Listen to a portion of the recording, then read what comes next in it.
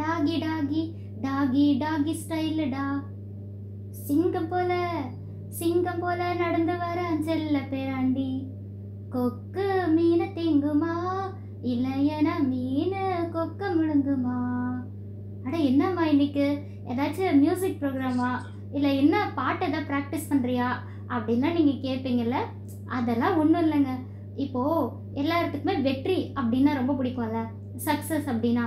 அப்போ எப்படி அப்படின்னு சொல்லி நமக்கு நிறைய பேர் நிறைய விஷயம் சொல்லி கொடுத்துருப்பாங்க.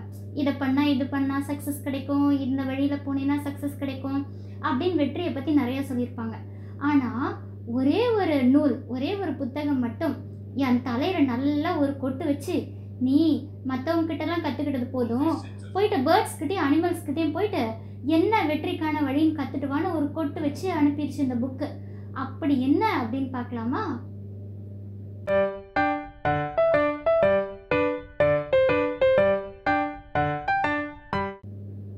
ஹாய், கனவுகள் மெய்ப்படும் வியூவர்ஸ் எல்லாருக்கும் வணக்கம்.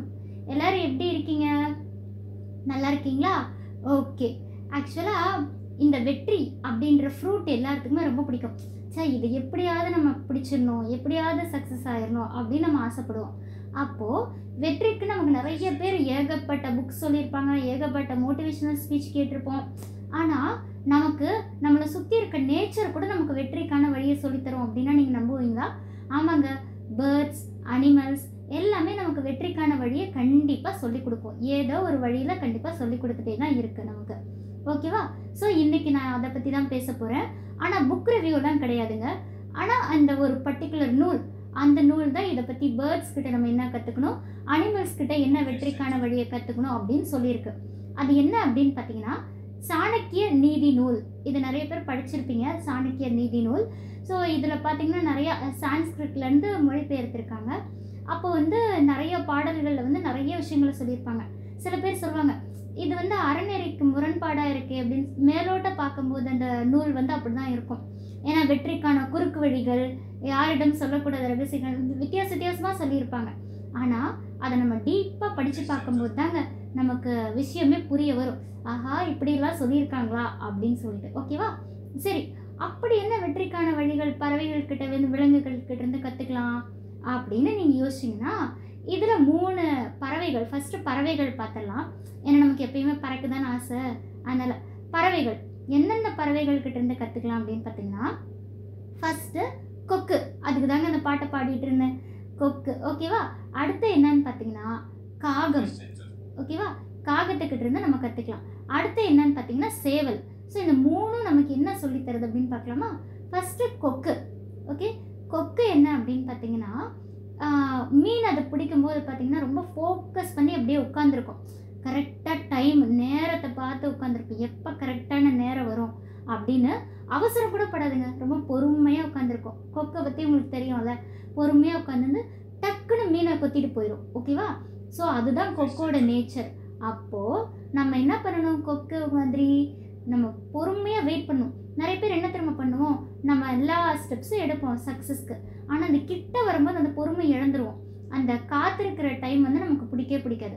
ஆனால் கொக்கு கிட்ட இருந்து அதை கற்றுக்கிட்டோம்னா நமக்கு கண்டிப்பாக சக்ஸஸ் கிடைக்கும். ஓகேவா? அடுத்தது காகம்.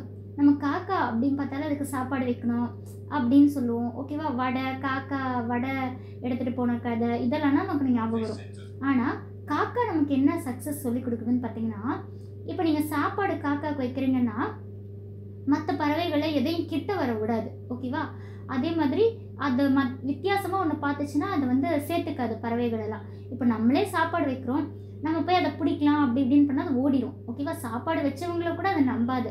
அப்போ இதில் என்ன வெற்றிக்கான வழி அப்படின்னு பார்த்தீங்கன்னா, நம்ம எல்லா விஷயத்தையும் எல்லாத்துக்கிட்டையும் நம்பி சொல்லிடக்கூடாது. ஃபார் எக்ஸாம்பிள், ஏன்பா நாளைக்கு நான் ஒரு ஹோட்டல் ஆரம்பிக்க போகிறேன், இந்த இடத்துல ஆரம்பிக்கிறேன் நீங்கள் சொன்னீங்கன்னு வச்சுக்கோங்களேன். நாளைக்கு ஆரம்பிக்கிறேன் நீங்கள் சொன்னீங்கன்னா, ஓ அந்த இடம் நல்லா இருக்கு, இன்னைக்கு நைட்டு இன்னொருத்தர் ஆரம்பிச்சுவாங்க. அதனால நம்ம வெற்றிக்கான படி எடுத்து வைக்கணும். முடிஞ்ச அளவுக்கு மற்றவங்க கிட்ட நம்பி சொல்லாமல் இருக்கிறது பெஸ்ட்டு. ஓகேவா? இதெல்லாம் தான் முரண்பாடுன்னு சொல்லுவாங்க. ஆனால் உண்மை தானே, நீங்கள் ப்ராக்டிக்கலாக யோசிச்சு பாருங்கள், அது அப்படி தான் இருக்கும். ஓகேவா? இதை நம்ம காக்கா கிட்ட கற்றுக்கணும். அடுத்த காகத்துக்கிட்ட என்னன்னு பார்த்தீங்கன்னா, ஒரு பிரச்சனை அப்படின்னு வந்தால் அது கத்தி ஊரே கூட்டிடும், அவங்க இனத்தை எல்லாத்தையும் கூட்டிடும், காகத்தோட இனத்தை கூட்டிடும். அதுக்காக பிரச்சனை வந்தால் ஊரை கூட்டணும்னு நான் சொல்ல வரல. இதில் என்ன சொல்லியிருக்குன்னா, நமக்கு இப்போ சக்ஸஸ்க்கான நம்ம ஸ்டெப்ஸ் எடுத்துகிட்டு இருக்கோம். ஒரு ப்ராப்ளம்னு வரும்போது நமக்கு எந்த குரூப்பெல்லாம் உதவுவாங்களோ அந்த குரூப்பை நம்ம சேர்த்துக்கலாம் எப்போவுமே. ஓகேவா? இது நம்ம காக்காக்கிட்டேருந்து கற்றுக்கிற 2 விஷயம், காகத்துக்கிட்ட இருந்து. அடுத்தது இன்னொரு பறவை எது இன்னொன்று பார்த்தீங்கன்னா சேவல். இந்த சேவல் பார்த்தீங்கன்னா ஏர்லியராக எப்பயுமே சீக்கிரமாக எந்திரிச்சுக்கும். அப்போ சீக்கிரமாக எந்திரிக்கும் போது நமக்கு வந்து என்ன பண்ணுவோம், அவசரமாக ஒரு வேலையை பண்ண மாட்டோம், பிளான் பண்ணி பண்ணுவோம். பிளான் பண்ணும்போது நமக்கு சக்ஸஸ் கண்டிப்பாக வரும். இது நமக்கு சேவல் சொல்லி கொடுக்குது. இன்னொன்று பார்த்தீங்கன்னா, அது வந்து நல்லா சண்டை போடுங்க. அதாவது அதோட மானத்துக்கு ஏதாவது பிரச்சனை வருது, ஏதாவது அதுக்கு ஆப்போசிட்டாக யாராவது பண்ணுறாங்கன்னா இன்னொரு சேவல்னு கூட பார்க்காது, பயங்கரமாக சண்டை போடும்.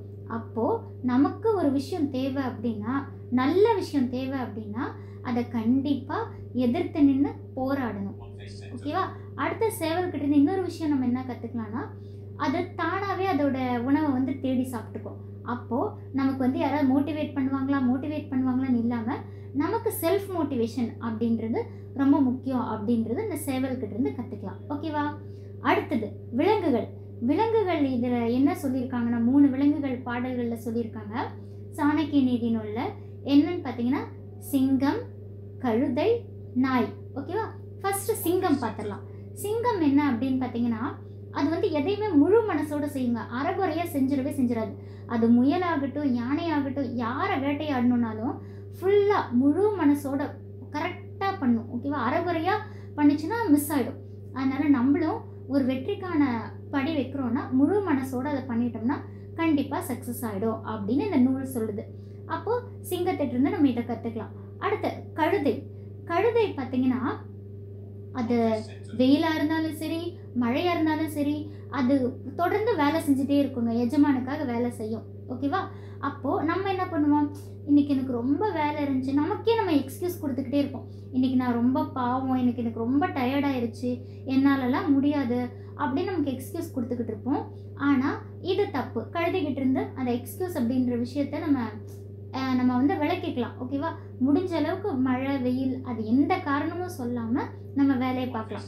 அடுத்த கழுதைகிட்ட இருந்து என்ன கற்றுக்கலாம் அப்படின்னு பார்த்தீங்கன்னா, அது வந்து திருப்தி ஆகிடும். எனக்கு போதும் அப்படின்னு திருப்தி ஆகும். அப்போது திருப்தி அப்படின்ற விஷயத்துக்கு வெற்றிக்கும் என்ன சம்மந்தம் அப்படின்னு கேட்டிங்கன்னா, அதாவது நமக்கு என்னென்ன வழிகள் இருக்கோ அதை வச்சு திருப்தியாக நம்ம வெற்றிக்கான படிகளை எடுத்து வைக்கணுமே தவிர மற்றவங்களை அடித்து அந்த மாதிரிலாம் நம்ம வெற்றிக்கு எப்பவுமே போராடக்கூடாது அப்படின்னு நம்ம கழுதைக்கிட்ட இருந்து கற்றுக்கலாம். அடுத்தது நாய்க்கிட்ட இருந்து நம்ம என்ன கற்றுக்கலாம் அப்படின்னு பார்த்தீங்கன்னா, அது தூக்கத்தில் கூட அலர்ட்டாக இருக்குங்க. யாராவது இப்போ சின்ன ஃபுட் ஸ்டெப்ஸ் சத்தம் கேட்டால் கூட டக்குன்னு எந்திரிச்சுக்கும். அப்போ நம்ம என்ன பண்ணோம், அரைகுறையாக தூங்கணும் அப்படின்னு சொல்கிறியா அப்படின்னு கேட்டிங்கன்னா, இல்லைங்க, நம்ம தூக்கத்தில் கூட எப்படி சக்ஸஸ்க்கு என்ன பண்ணலாம் அப்படின்னு நம்ம ஒரு பிளானோடவே இருக்கணும். ரொம்ப நேரம் தூங்கிடக்கூடாது. எப்போயுமே ஒரு அலர்ட்டாக இருந்தோம்னா நமக்கு கண்டிப்பாக சக்ஸஸ் வரும். ஏன்னா நம்மள மாதிரியே நிறைய பேர் ஓடிக்கிட்டு இருப்பாங்க. அப்படி இருக்கும்போது நம்ம கொஞ்சம் அலர்ட்டாக இருக்கணும். எனக்கு தான் எல்லாம் தெரியும் அப்படின்னு நம்ம யோசிச்சுட்டே இருக்கக்கூடாது, அலர்ட்டாக இருக்கணும். அண்ட் இன்னொன்று பார்த்தீங்கன்னா, டாக் எப்போவுமே நன்றி உணர்வோடு இருக்கும். ஆனால் நம்ம நன்றி உணர்வுக்கும் வெற்றிக்கும் என்ன சம்மந்தம்னு பார்த்தீங்கன்னா, இப்போ நம்ம வெற்றி பெறணும்னா யாரையாவது சில சமயம் நம்ம டிபெண்ட் பண்ணி இருக்கணும் சில விஷயங்களை தேடி கண்டுபிடிக்கிறதுக்கு. அப்போது நம்ம என்ன பண்ணணும்னா, கொஞ்சம் மற்றவங்களுக்கு நன்றி உணர்வாக இருந்தால் தான் ஓகே, இந்த பொண்ணு ரொம்ப நன்றி, இந்த பையன் ரொம்ப நன்றி உணர்வோடு இருக்காங்க, அப்போ இவங்களுக்கு நம்ம உதவி செய்கிறதுக்கு மனசு வரும். ஸோ இதுவும் மற்றவங்ககிட்ட இந்த உதவி வாங்குறதுக்கு யூஸ்ஃபுல்லாக இருக்கும். சக்ஸஸ்ஃபுல்லாக வரதுக்கும் நமக்கும் கண்டிப்பாக ஹெல்ப்ஃபுல்லாக இருக்கும். ஒரு பணமோ இல்லை ஒரு கைடன்ஸோ கண்டிப்பாக நமக்கு நன்றி உணர்வோடு இருந்தால் கிடைக்கும். இதுதான் இந்த சாணக்கிய நீதி நூல் வந்து இந்த விலங்குகள்கிட்டேருந்து பறவைகள்கிட்டேருந்து கற்றுக்கலாம் அப்படின்னு சொல்லிட்டு அடிஷ்னலாக ஒரு 5 பாயிண்ட்ஸ் சொல்லியிருக்காங்க. என்ன அப்படின்னு பார்த்தீங்கன்னா, நேரம் பார்த்து நம்ம வெற்றிக்கு போராடணும். என்ன ஜோசியம் பார்க்க சொல்கிறியா அப்படின்னு கேட்டிங்கன்னா, அப்படி இல்லைங்க. இப்போது அந்த காலத்துலலாம் மழை பெய்கிறப்போ உப்பு எடுத்துகிட்டு போகக்கூடாது, அந்த மாதிரிலாம் நிறைய ரூல்ஸ் சொல்லுவாங்க இல்லையா. அந்த மாதிரி நமக்கு எந்த நேரத்தில் என்ன ஸ்டெப் எடுத்து வைக்கணும் அப்படின்னு நம்ம தெரிஞ்சுக்கணும். அடுத்தது பார்த்திங்கன்னா, நமக்கு வரவு செலவு. இப்போ நமக்கு வந்து ஒரு ஃபார் எக்ஸாம்பிள் இப்போ நான் வந்து புக் எழுத போகிறேன் அப்படின்னு வச்சுக்கோங்களேன். புக் எழுத போகிறேன்னா எனக்கு என்னென்ன சோர்ஸ் வந்து எப்படி கிடைக்கும், அதுக்கு ஏற்ற பணம் என்கிட்ட இருக்கா பப்ளிஷ் பண்ணுறதுக்கு, அந்த மாதிரிலாம் நிறைய விஷயம் யோசித்து பண்ணணும். வரவு செலவை நம்ம கண்டிப்பாக கணக்கில் வச்சுக்கணும்.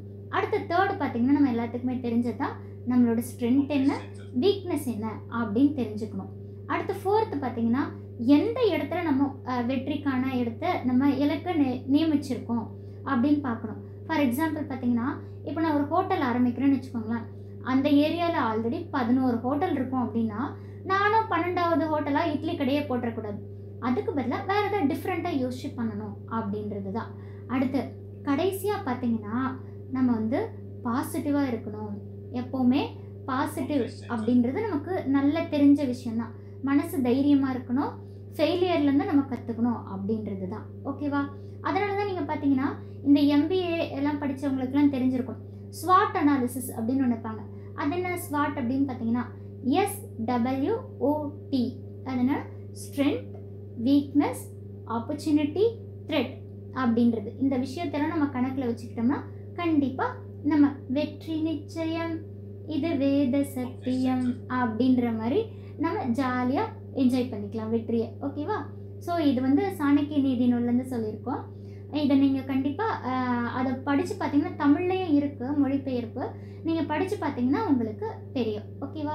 இந்த வீடியோ உங்களுக்கு கண்டிப்பாக பிடிச்சிருக்குன்னு நான் நம்புகிறேன். மறக்காமல் லைக் பண்ணுங்கள், கமெண்ட் பண்ணுங்கள், ஷேர் பண்ணுங்கள், நோட்டிஃபிகேஷன் ஐக்கான் பெல்லை கிளிக் பண்ணிக்கோங்க. அப்போ தான் நான் ஒவ்வொரு தடவை போடுற வீடியோ உங்களுக்கு நோட்டிஃபிகேஷனாக வந்து சேரும். ஓகேவா? தேங்க்யூ.